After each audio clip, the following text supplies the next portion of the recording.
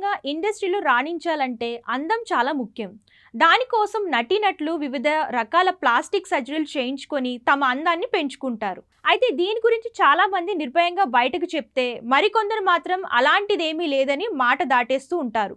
కానీ ఈ భామ మాత్రం అవును, సర్జరీ చేయించుకున్నాను, ఛాన్స్ వచ్చినప్పుడు యూజ్ చేసుకున్నాను అంటూ షాకింగ్ కామెంట్స్ చేసింది.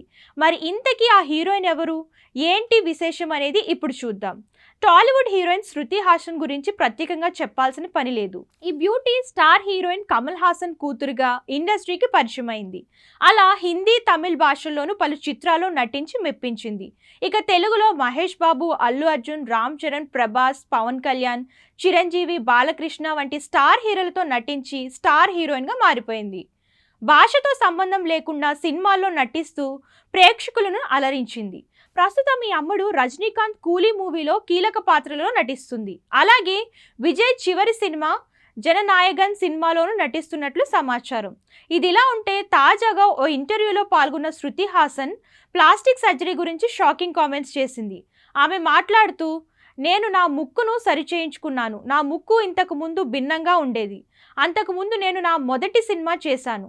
షూటింగ్ సమయంలో నా ముక్కుకు గాయమైంది. దీంతో ట్రీట్మెంట్ చేయించుకున్నాను. దాన్ని అవకాశంగా తీసుకొని ప్లాస్టిక్ సర్జరీ చేయించుకున్నాను.